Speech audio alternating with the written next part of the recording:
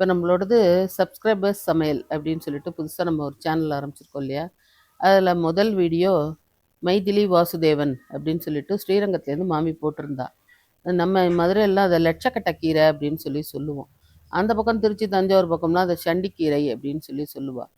அதில் போட்டிருந்தா. நம்ம வந்து அந்த லட்சக்கட்டை கீரை ரொம்ப ரொம்ப நல்லது. நான் கூட சூப்பில் போட்டு ஒரு வீடியோ போட்டிருக்கேன். ஆனால் இந்த மாமி இலையில பீடா பண்ண பற்றில அது எனக்கு தெரியாது. எங்கள் சித்தி தான் பண்ணுவா, எனக்கு தெரியாது அது. அது ரொம்ப பிரமாதமாக மாமி பண்ணியிருந்தா. இப்போ வந்து 2வது வீடியோ போட்டிருக்கா. மாமி வந்து சீதா அப்படின்னு சொல்லிட்டு பெங்களூர்லேருந்து போட்டிருக்கா. மாமா மாமி 2 பேருமா சேர்ந்து சமைச்சிருக்கா. ரொம்ப நன்னா இருக்கு.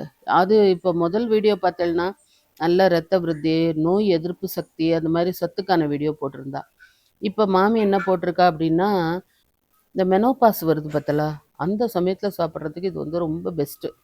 அந்த சமயத்தில் வந்து அவளுக்கு கர்ப்பப்பையில் நிறைய இது நடக்கும்.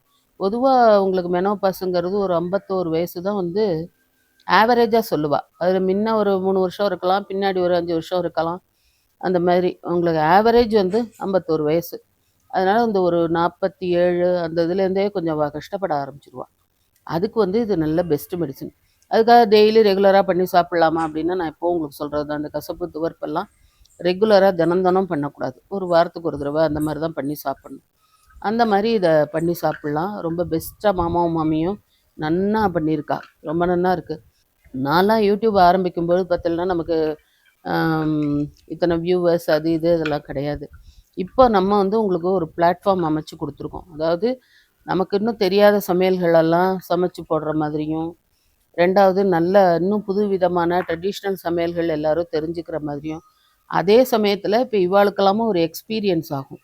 இப்போ இதில் யாராவது அவள் யூடியூப் சேனல் ஆரம்பிச்சுக்கணும் அப்படின்னு நினச்சாலும் இது அவளுக்கு ஒரு எக்ஸ்பீரியன்ஸ் ஆகிடும். எப்படி இது பண்ணலாம், என்ன பண்ணலாம் அப்படிங்கிறது. இந்த மாதிரி நிறைய எல்லாரும் வீடியோ போடுங்கோ. எல்லாருடைய வீடியோவுமே வரவேற்கப்படுறது. நம்ம எதிர்பார்க்கறது என்னன்னாக்கா, இந்த மாதிரி ஒரு சத்தான சமையல்கள் எதிர்பார்க்குறோம். அந்த மாதிரி இருந்ததுன்னா சூப்பராக இருக்கும். எல்லாரும் இந்த சேனலையும் பாருங்கோ. இன்னும் என்னை விட எல்லாமே பிரமாதமாக சமைக்கிற மாதிரி தெரியறது எனக்கு. அவளது இல்லாமல் எல்லாருமே பாருங்கோ. நன்னா இருக்குது. இன்னும் நன்னா மேலும் மேலும் வளரணும். இப்போ இந்த சேனலை பார்த்தா மாமி வாழை விட அவளோட குழந்தைகளுக்கு தான் ரொம்ப சந்தோஷமாக இருக்கும். நம்மளுடைய அம்மாவோட சமையல்கள் இதெல்லாம் நம்ம தெரிஞ்சுக்கிறோம் அப்படிங்கிற மாதிரி. நம்ம இடத்துல கூட நான் ஒரு சமயம் அம்மா போ அப்படிம்பேன். இவ சொல்லுவா, அம்மா நாளைக்கு எங்களுக்கு ஏதாவது டவுட்டுனாக்கா நாங்கள் இதை பார்த்து தெரிஞ்சு போமோனம்மா, சும்மா போடுமா அப்படின்பா. அது மாதிரி குழந்தைகளுக்கு ரொம்ப ஒரு சந்தோஷமாக இருக்கும்.